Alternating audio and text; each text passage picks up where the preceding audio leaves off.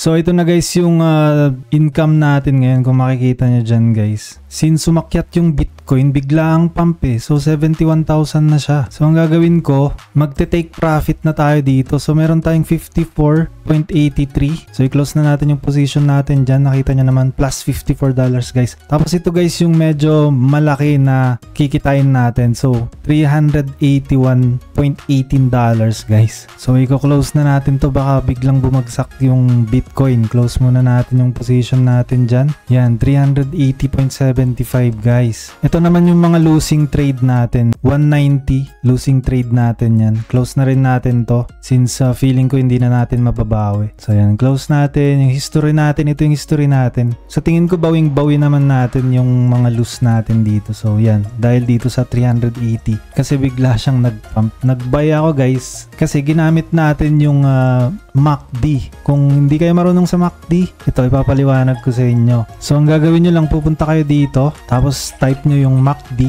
Okay, ito na yung MACD. So dito tayo naglagay, kaya siya umakyat dito. Kapag nag-cross kasi yung brown tsaka yung blue na line, automatic guys na tataas yung presyo ng Bitcoin. Pero baliktad naman yung mangyayari kapag yung brown na line yung nasa taas. So makikita nyo dyan, brown na line nasa taas, yung blue na line nasa baba. Kaya naman bumagsak siya dito banda. Pero dito tayo nag-invest. Nung nakita ko na nag-cross na yung line, so yung blue na line is nasa taas na siya ng brown, yun naglagay tayo doon. Okay, para mag-gets nyo ng mabuti yung sinasabi ko, sa mga beginners lang to guys. Yung mga expert na alam ko, alam nyo na din to. So para maintindihan nyo ng mabuti, papaliwanag ko. Tapos ipapaliwanag ko din yung ginagamit ko na moving average exponential. So yan, andito siya. Moving average exponential, titignan nyo naman tong line na to. Switch lang natin sa candlestick muna itong graph nila. So kung gusto nyo i-switch yun sa candlestick, ang gagawin nyo lang, i-click nyo to, click nyo yung candle, tapos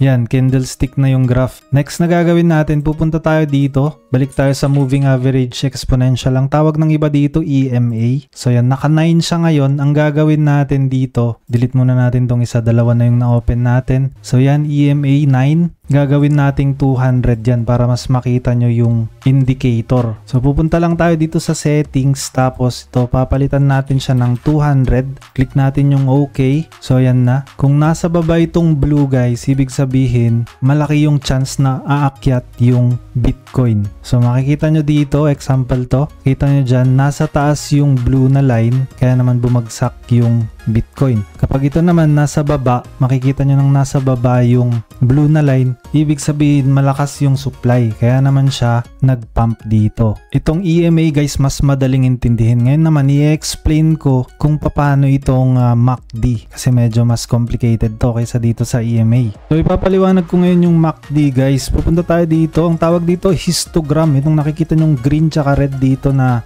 graph. And yung blue na line guys, ang tawag dyan ay MACD line. And yung brown naman is signal line. So kapag magko-cross sila, yun ay indicator kung tataas or babagsak yung token natin. Pero syempre hindi pa rin sigurado yan guys kasi may mga instances na magulo katulad nito. Hindi mo alam kung babagsak siya or aakyat siya. Kaya mas maganda kapag hintayin nyo muna para maging clear. So katulad nito, akala natin tataas siya pero nakita nyo naman kung anong nangyari dun sa price. Bumagsak siya. Ang tulong naman nito kapag makikita nyong nag-cross ulit yung signal line tsaka MACD line, stop loss na kayo dyan para hindi masyadong masakit yung mawawala sa inyo. Tapos maghahanap ulit kayo ng magandang entry point or ginagamit ng iba yan para mag-short sila. Pero kapag yung blue line naman nasa taas katulad nung nangyari sa trade natin, kapag itong blue line mas mataas siya kaysa dun sa brown na line or signal line, dyan tayo ngayon maglolong. So dito naman sa JetVix guys, yung paglolong at pag-short mas madali, so hindi na kailangan ng futures trading dito. Ang gagawin nyo lang sell. Ito yung parang short dun sa futures trading. So magsisell kayo kung feeling nyo aakyat, yan, buy ang pipindutin nyo dyan. Tapos ilalagay nyo ngayon dito kung magkano yung gusto nyong invest. Kunyari 47 yung nakalagay dyan, $100 ang ilalagay nyo. Tapos buy BTC to USD. Tapos mapupunta na dito sa baba ngayon yung order. Ngayon ang hinihintay natin dito, kaya hindi pa ako ulit tumatalpak kasi titignan natin kung anong mangyayari dito sa signal line tsaka MACD line. Kung mas mataas ba yung brown or mas mataas ba yung blue.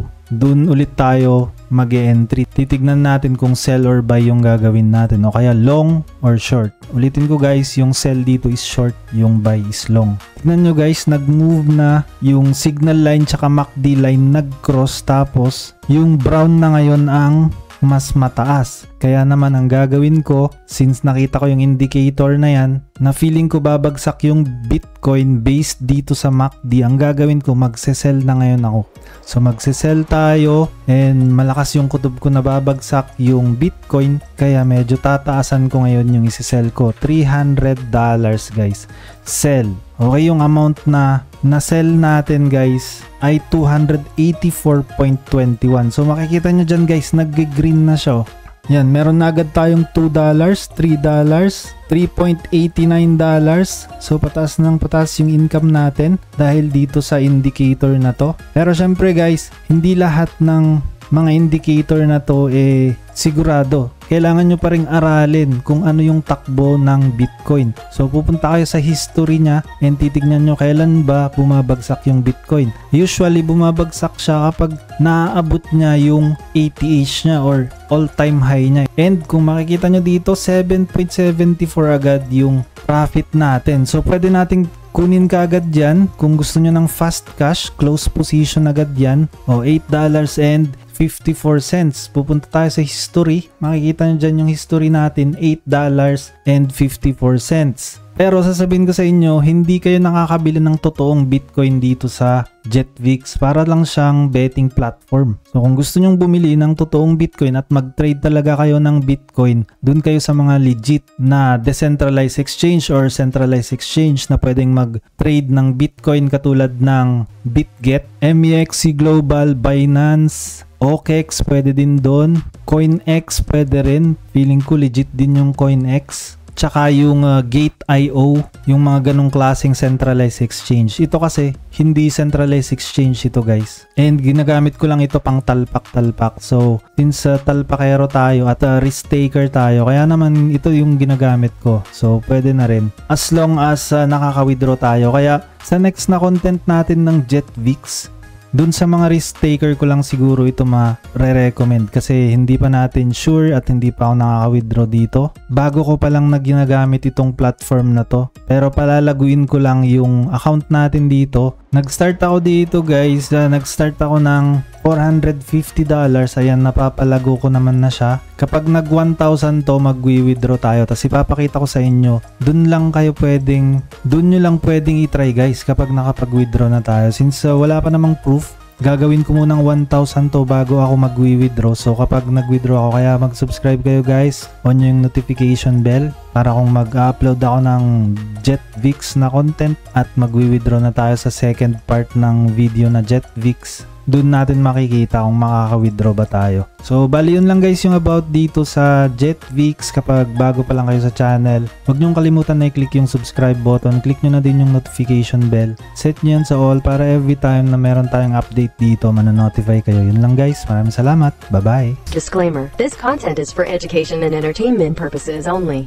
Galaran TV does not provide investment advice. The information is being presented without consideration of the investment objectives, risk tolerance, or financial circumstances of any specific investor and might not be suitable for all investors.